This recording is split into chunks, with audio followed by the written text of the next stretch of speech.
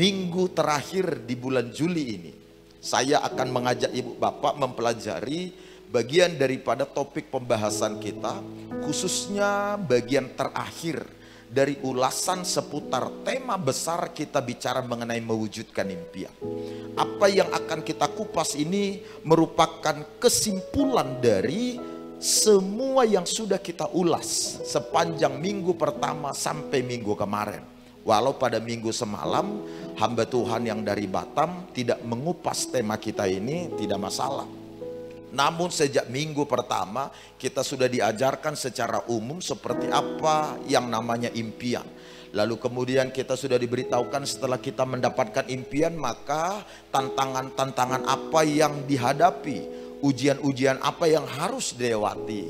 Dan setelah kita melihat semua itu, maka pada hari ini ibu bapak, saudara akan diberikan kunci. Kunci inilah yang akan menolong ibu bapak untuk melihat impian-impian itu menjadi kenyataan. Saya mendoakan supaya setelah saudara mendapatkan singkapan-singkapan firman Tuhan ini, maka hari ini ke depan dan seterusnya saudara melihat impian-impian ibu bapak satu demi satu menjadi kenyataan. Kalau ada di selama ini ibu bapak merindukan hidup yang jauh lebih baik, terobosan-terobosan dalam banyak hal, biarlah impian itu menjadi kenyataan bulan ini, bulan depan, bahkan sebelum tahun 2024 ini berlalu. Saya mendoakan supaya ibu bapak yang memiliki kerinduan cita-cita yang mungkin sangat besar, sangat hebat, tapi saudara sudah tidak memiliki semangat lagi untuk mengejarnya. Setelah saudara menyimak semua kebenaran yang disampaikan ini, doa saya semangat saudara untuk mewujudkan impian itu kembali menyala. Lalu tidak lama saudara ditolong oleh Tuhan dan kemudian saudara melihat impian itu menjadi kenyataan. Karena itu perlu memberi perhatian pada apa yang akan kita bahas atau kita kupas ini. Kejadian pasal 39, kita baca ayat 1 sampai dengan ayatnya yang ke-6. 6 ayat ini menjadi dasar pembahasan pada apa yang menjadi tema kita, yakni kunci mewujudkan impian. Kejadian pasal 39 ayat 1 sampai 6. Saudara yang sudah ketemu, dalam hitungan ketiga kita baca bersama-sama ya. 1, 2, 3, iya. Adapun Yusuf telah dibawa ke Mesir, dan Potifar seorang Mesir, pegawai istana Firaun, kepala pengawal raja, membeli dia dari tangan orang Ismail yang telah membawa dia ke situ. Terus, tetapi Tuhan menyertai Yusuf sehingga ia menjadi seorang yang selalu berhasil dalam pekerjaannya. Maka tinggallah ia di rumah tuannya, orang Mesir itu. Setelah dilihat oleh tuannya bahwa Yusuf disertai Tuhan dan bahwa Tuhan membuat berhasil segala sesuatu yang dikerjakannya, maka Yusuf mendapat kasih tuannya dan ia boleh melayani dia. Kepada Yusuf ia berikannya kuasa atas rumahnya dan segala miliknya diserahkannya pada kekuasaan Yusuf. 5.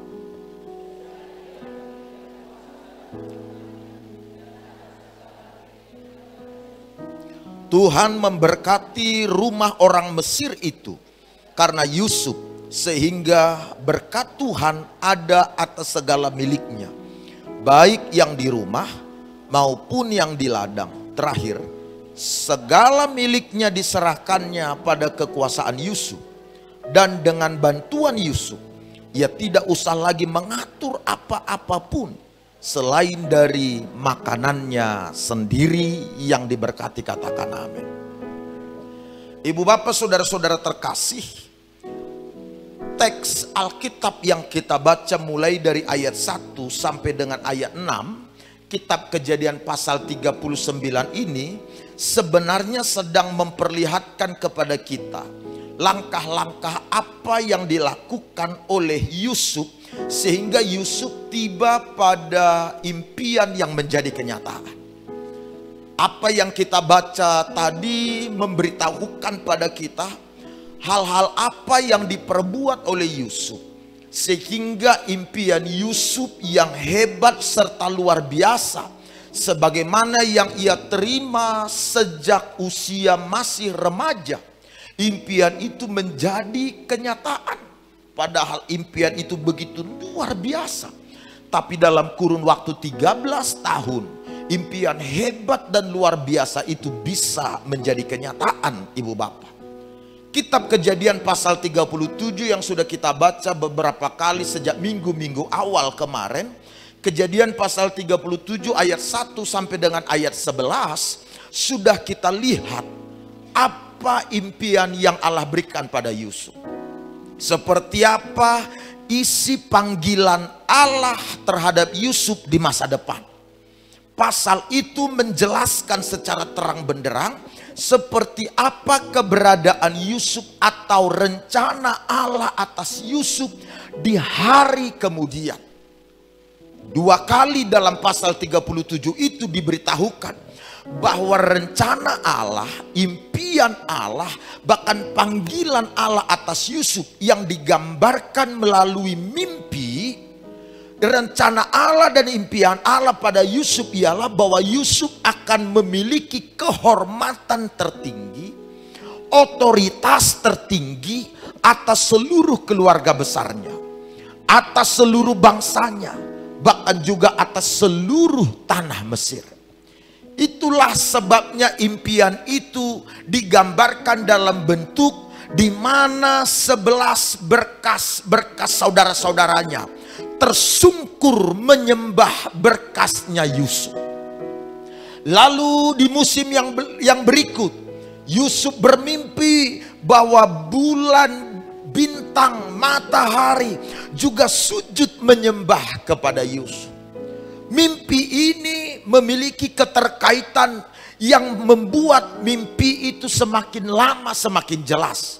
Menjelaskan bahwa Yusuf di kemudian hari akan menjadi orang yang memegang otoritas tertinggi, bahkan memiliki kehormatan atau wibawa tertinggi, bukan hanya di keluarganya, bukan hanya di bangsanya, tapi juga di bangsa-bangsa lain. Nah, menariknya Ibu Bapak Saudara-saudara, pasal 37 ayat 1 sampai 11, bahkan kita lanjutkan lagi sampai selesai ayat-ayat di pasal itu, menjelaskan setelah impian itu diperoleh atau datang pada Yusuf, maka tidak lama kemudian kesulitan demi kesulitan, berbagai-bagai peristiwa yang rumit, berbagai-bagai peristiwa yang disebut sebagai ujian diperhadapkan kepada Yusuf silih berganti, seolah-olah tampak tidak ada ujungnya. Dan yang istimewa lagi ialah bahwa di sela-sela semua peristiwa sulit dan berat yang diperhadapkan kepada Yusuf ketika pertama sekali dia mendapatkan mimpi atau panggilan Allah atas hidupnya di masa depan, ternyata Yusuf bisa melewati peristiwa-peristiwa sulit, rumit, serta berat itu, Ibu Bapak. Bahkan Yusuf tidak pernah menarik semangatnya, mengubur impiannya. Yusuf terus-menerus mempercayai bahwa apa yang dia lihat tentang masa depannya suatu waktu akan menjadi kenyataan. Yusuf tidak tahu sebenarnya ketika dia terima impian itu, lalu kemudian dia diperhadapkan kepada ujian atau kesulitan atau peristiwa-peristiwa yang rumit. Yusuf tidak tahu bahwa semua peristiwa-peristiwa rumit dan sulit ini ternyata merupakan cara Allah untuk mendekatkan Yusuf lebih dekat kepada impian itu, kepada masa depan itu, Ibu Bapak. Barulah setelah narasi itu dituangkan dalam bentuk kitab suci, kita baca, baru kemudian kita paham. Yusuf tidak tahu itu sebelumnya.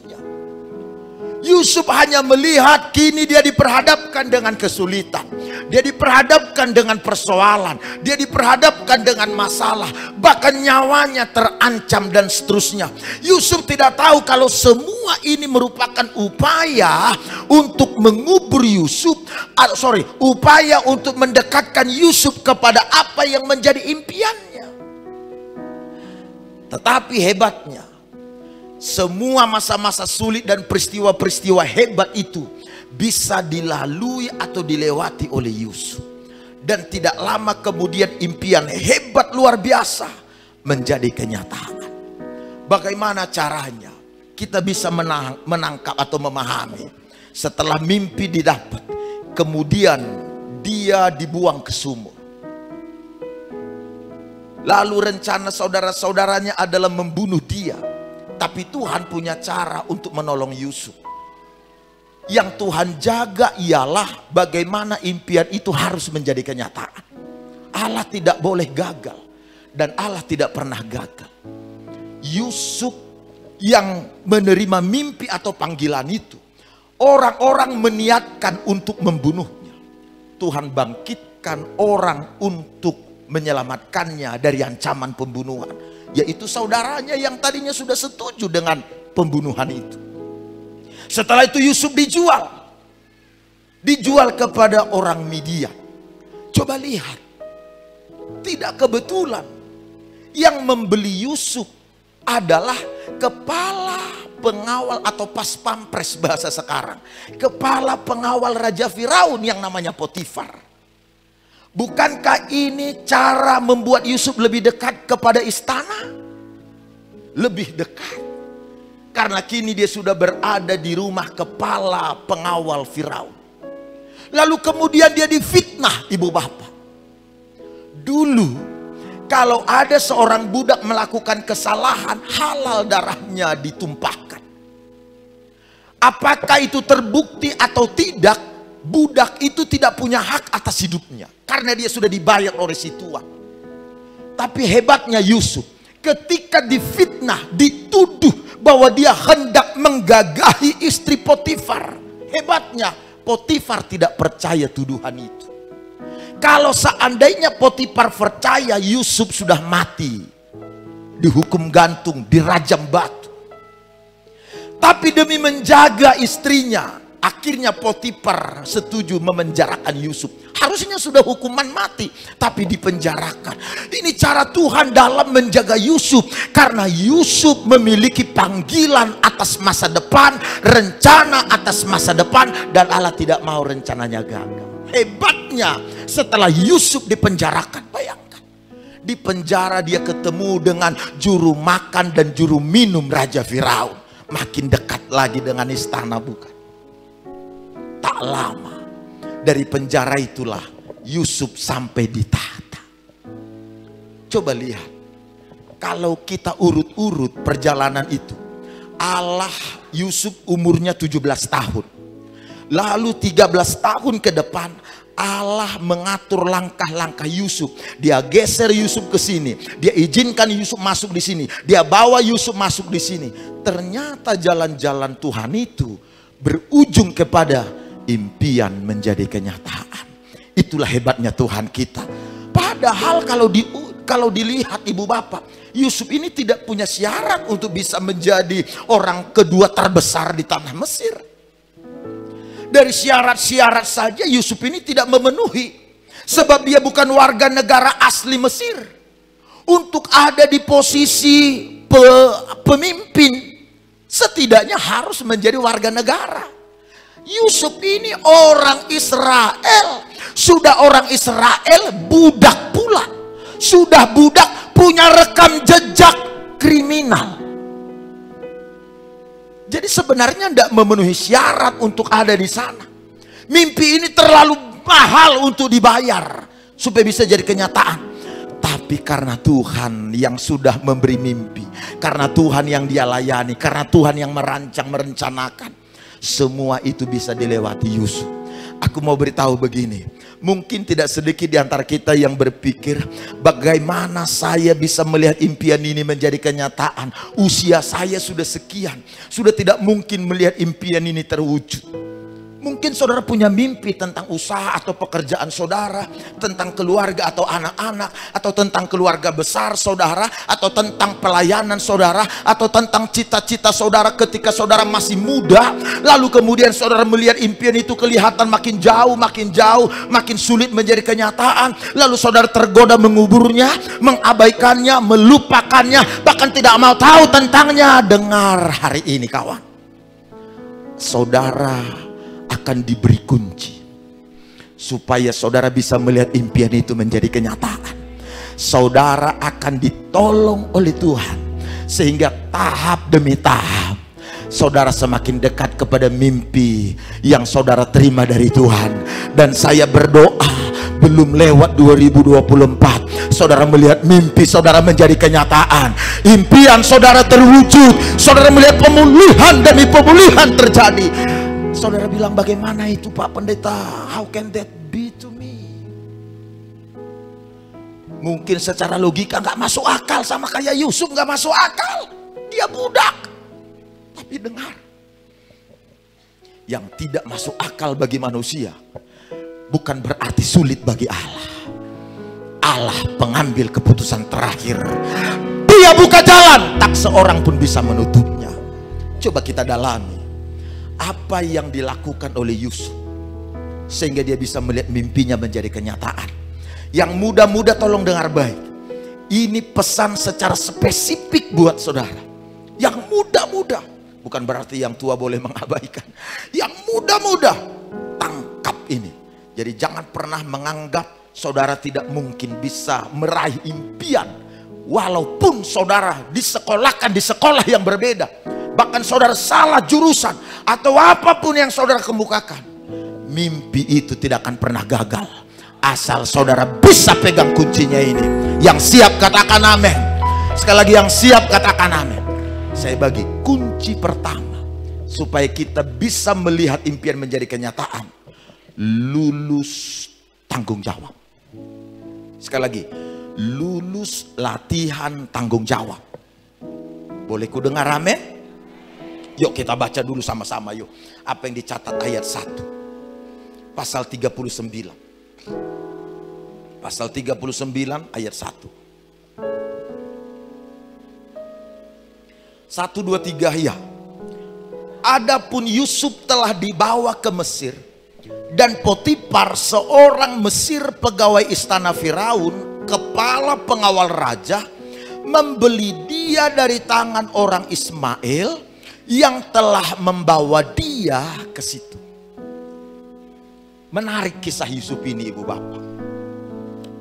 Setelah Yusuf dikeluarkan dari sumur kering oleh saudaranya, kemudian dijual kepada orang Midian, tidak lama Alkitab memberitahukan bahwa Yusuf kini tiba di istana Potifar.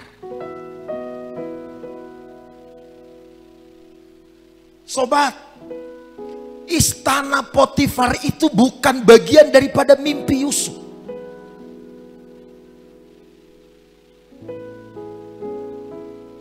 Istana Potifar itu bukanlah yang dicita-citakan atau didambakan oleh Yusuf.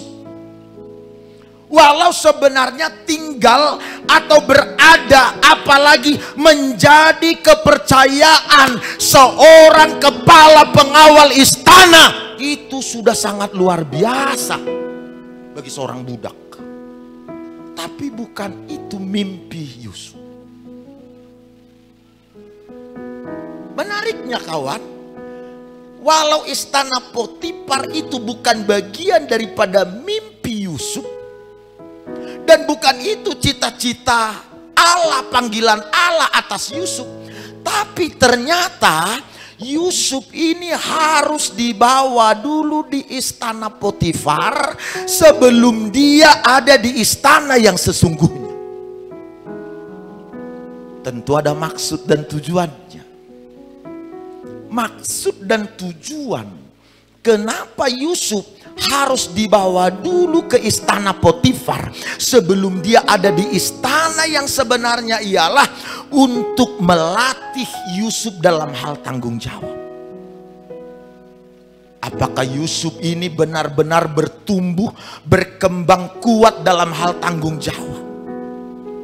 Di istana Potifarlah ternyata Yusuf dilatih untuk menjadi orang yang bisa dipercaya.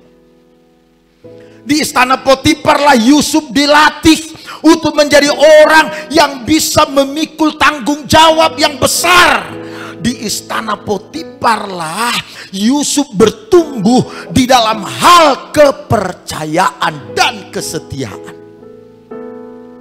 Alkitab memberitahukan ibu bapak, di istana Potifar itu yang namanya budak, biasanya ada kepala budak pula. Semua budak baru atau pendatang baru pastilah diintimidasi, pastilah diperlakukan semena-mena atau sewenang-wenang oleh pemimpin budak itu.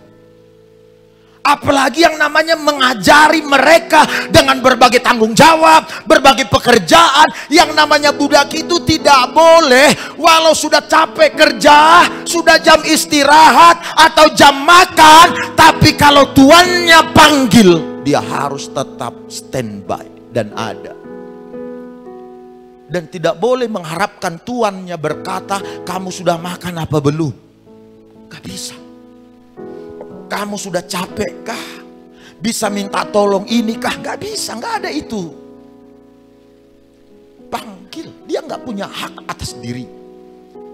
Tapi coba lihat, ternyata itu diperhadapkan pada Yusuf untuk memperlihatkan kepada dunia. Apakah Yusuf ini orang yang bisa dipercaya? Apakah Yusuf ini orang yang setia? Apakah Yusuf ini orang yang bertanggung jawab? Alkitab melaporkan Yusuf lulus latihan tanggung jawab dengan baik. Makanya impiannya jadi kenyataan. Kawan, aku mau bilang begini, bukan soal berapa sulit, berapa rumit, berapa besar impian di masa depan saudara, berapa mustahil, bukan. Sering sekali impian itu tidak menjadi kenyataan karena kita tidak lulus latihan tanggung jawab. Kita nggak mengembangkan kepribadian kita, diri kita menjadi orang yang bisa dipercaya, yang setia. Kita ini bekerja bagus kalau lagi ada bos, kalau lagi ada pemimpin. Kalau itunya masih mental kita, itu namanya bukan orang yang setia, bukan orang yang bertanggung jawab. Kalau kita ini kelihatan baik, bagus, semua kita tangani karena ditemani, karena lagi ada pemimpin. Dan kalau dia tidak ada, kerja kita berantakan. Kita tidak mau tahu dengan semua hal. Tipe orang seperti ini tidak akan pernah melihat mimpi jadi kenyataan. Sebaliknya, mimpi hanya tinggal mimpi. Tapi kalau saudara mau mengembangkan kepribadian, bisa dipercaya, bisa memperlihatkan tanggung jawab, setia, nggak panjang waktunya, mimpi segera jadi kenyataan. Sekali mimpi jadi kenyataan, boleh ku dengar amin, boleh beri tepuk tangan bagi Tuhan Yesus. Jangan hanya karena pemimpin saudara bukan orang Kristen, bukan orang percaya, lalu saudara kerja berantakan. Apalagi saudara berkata karena pemimpin saudara sadis, kejam, kikir, pelit, tidak hormat. Saudara suka-suka dengar kawan, pemimpin kita yang sebenarnya bukan yang ada di depan mata. Pemimpin kita adalah Tuhan semesta alam. Ketika kita kerja bukan hanya untuk Dia, tapi untuk Tuhan. Kalau kita punya nilai ini, maka Tuhan yang akan membayarkan upah pada kita. Tuhan akan memberikan upah pada kita. Tuhan yang akan promosikan kita. Walau lawan mencoba menutup pintu, Tuhan akan buka pintu yang tidak bisa ditutup oleh siapapun. Ayo, datanglah lebih awal di jam kerja, pulanglah lebih lama sedikit. Pastikan pekerjaan sudah beres, sudah selesai, baru tinggalkan pekerjaan. Jangan menemukan alasan dan berupaya mencari alasan untuk tidak menyelesaikan pekerjaan atau tidak mengerjakan pekerjaan. Sebaliknya, carilah alasan, temukan alasan. Bagaimana caranya supaya pekerjaan itu selesai. Kalau saudara sebagai bagian dari tim kerja, lalu saudara menghadap pemimpin, saudara hanya melaporkan masalah. Pak, ini ada masalah. Pak, ini ada masalah. Bu, begini masalahnya. Bu, begini masalahnya. Anak-anak juga bisa lakukan itu. Bukan itu yang diperlukan pemimpin dari saudara. Boleh saudara mengutarakan masalahnya, tapi tawarkanlah solusinya. Kok belum ada amin ya? Karena kalau saudara hanya mengutarakan masalah, kan begitu banyak orang, Bu. Pak, kenapa nih nggak berjalan? Ini Pak masalahnya Pak, ini begini Pak, ini begini Pak, ini begini Pak. Kalau saudara ada di sebuah tim kepemimpinan hanya untuk melaporkan masalah, bukan untuk itu saudara diangkat. Bukan untuk itu saudara ada dalam tim. Kalau hanya untuk melaporkan masalah, untuk apa saudara dibayar mahal? Temukan masalahnya serta solusinya. Itulah yang membuat saudara menjadi pribadi yang bertanggung jawab. Sama seperti Yusuf, dalam banyak hal tuannya tidak perlu mengurus siapapun kecuali hanya soal makannya sendiri. Itulah Yusuf. Yang siap boleh katakan amin. Karenanya aku mau bilang sama kawan-kawan, kalau diperhadapkan pada kesulitan jangan ciut. Kalau diperhadapkan pada tantangan jangan menyerah. Kalau diperhadapkan dalam perlakuan-perlakuan yang tidak pantas jangan berkecil hati. Dengar, itu adalah cara Tuhan untuk mendekatkan saudara kepada impian yang akan menjadi kenyataan. Sekali lagi tepuk tangan bagi Tuhan Yesus Kristus. Kalau ibu bapak ketua CG melayani, lalu saudara sementara pelayanan ada masalah, ada tantangan, ada kesulitan, jangan menyerah. Tantangan dan kesulitan itu sebenarnya mendekatkan saudara lebih dekat kepada impian untuk menjadi kenyataan. Yesus pernah bilang begini kepada para murid yang bertanya, siapa yang akan menjadi terbesar kalau kelak engkau datang? Kata murid-muridnya sama Yesus. Lalu Yesus jawab begini para muridnya, siapa di antara kamu yang mau jadi terbesar, hendaklah dia menjadi pelayan bagi sesamanya. Dengar Bu, Pak, pelayan bagi sesamanya. Yesus nggak bilang yang mau jadi terbesar hendak dia jadi pelayanku. Yesus bilang pelayan bagi sesamanya. Pelayan itu bicara tanggung jawab, bicara tugas. Bagi Tuhan bukan soal usia untuk posisi. Bukan harus ada di usia tertentu baru boleh ada di posisi tertentu, tidak. Bagi Tuhan adalah siapa yang bisa menerima dan memikul tanggung jawab. Sebesar apa tanggung jawab yang bisa dia pikul, yang bisa dia terima, yang bisa dia jalankan, sebesar itulah promosi yang Tuhan sediakan bagi dia. Sebesar itulah berkat yang Tuhan sediakan bagi dia. Makanya Yesus bilang, setiap perkara kecil Tuhan kasih perkara besar. Oh, ketika nggak ada bos, Bu, Pak, disitulah kesempatan kita kerja bagus. Karena dengar, nama baik kita melekat pada kualitas kerja kita. Kalau saudara peduli dengan nama baik, sebab Amsal bilang begini, nama baik lebih berharga daripada emas dan permata. Kalau saudara peduli dengan nama baik, jaga kualitas kerja. Amennya kok nggak ada ya? Jaga kualitas kerja, katakan amin. Kalau peduli nama baik, kepercayaan itu mahal. Dia tidak seperti bus bisa datang setiap kali 1 jam. Kepercayaan itu bisa datang 1 kali lalu menguap selamanya. Makanya jaga kepercayaan yang Tuhan beri, katakan amin. Yusuf lulus uji, bukti bahwa Yusuf lulus latihan tanggung jawab. Coba lihat ibu bapak, perhatikan ini sebelum kita tiba di bagian akhir. bukti bahwa Yusuf lulus latihan tanggung jawab. Pertama, selama Yusuf bekerja di rumah Potifar, Yusuf melihat bahwa ia tidak hanya bekerja untuk Potifar, tapi juga untuk Tuhan.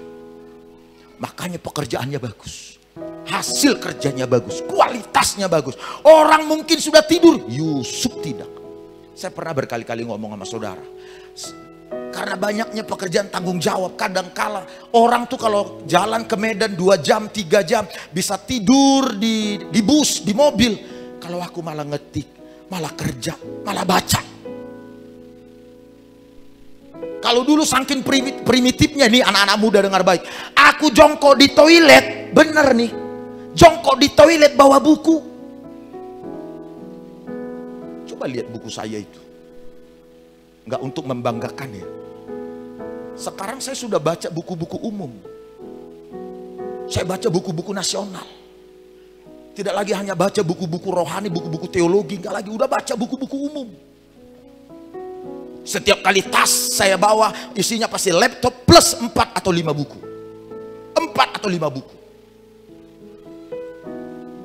Kenapa? Ini bicara tanggung jawab.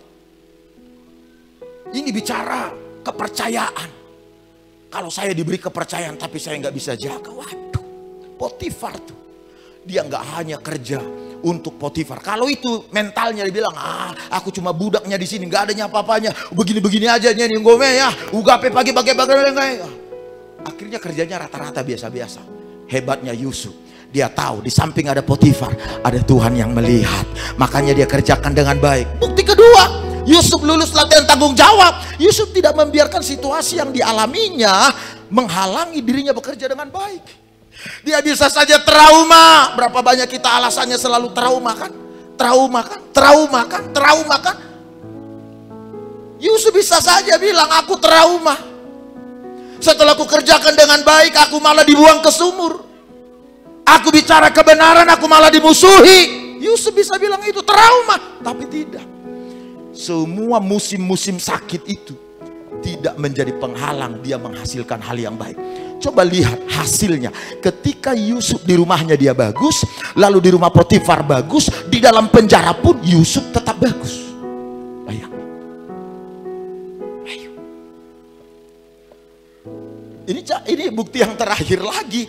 Yusuf menyadari bahwa tidak ada sesuatu apapun di dalam istana itu yang merupakan miliknya. Saking percayanya Potifar, semua dia serahkan pada Yusuf, di bawah kendali Yusuf. Tapi hebatnya, selama Yusuf jadi orang kepercayaan Potifar, Potifar tidak pernah kehilangan satu benda pun. Potifar tidak pernah dirugikan dalam hal kecil sekalipun. Ini latihan karakter. Pak, kalau saudara pinjam pulpen, ingat nggak ngembalikan? Contoh sederhana, contoh. Pinjam mangkok tetangga, ingat nggak balikin? Ini latihan, mulai dari hal-hal begini Bu Bapak. Supaya kita lulus latihan tanggung jawab. Kalau saudara diberi berkat besar, atau berkat sedang, berkat kecil, ingat baik-baik, tolong ini, tolong ingat baik-baik. Di berkat yang Allah berikan itu pada saudara, ada peruntukan untuk orang lain. Jadi jangan mengira semua itu milik kita, semua itu untuk kita. Allah sering sekali menitipkan jawaban doa untuk orang lain melalui berkat yang Dia berikan pada kita. Ketika kita bisa mengelola ini dengan baik, menjaganya dengan baik, yang untuk kita, yang untuk orang lain, yang untuk Tuhan, kita kelola dengan baik, saudara bisa dipercaya. Saudara bisa dipercaya, artinya saudara bertanggung jawab dengan pemberian Tuhan itu. Saudara ada di posisi, saya ini hanya pengawas, pengelola. Lalu saudara kelola dengan baik. Ketika ini ada, Tuhan percayakan lagi yang lebih besar. Tuhan percayakan lagi yang lebih besar. Impian akan menjadi kenyataan kalau kita ada di posisi ini. Jadilah orang yang bertanggung jawab. Kita berikan tepuk tangan bagi Tuhan Yesus. Mari kita bernyanyi bersama-sama.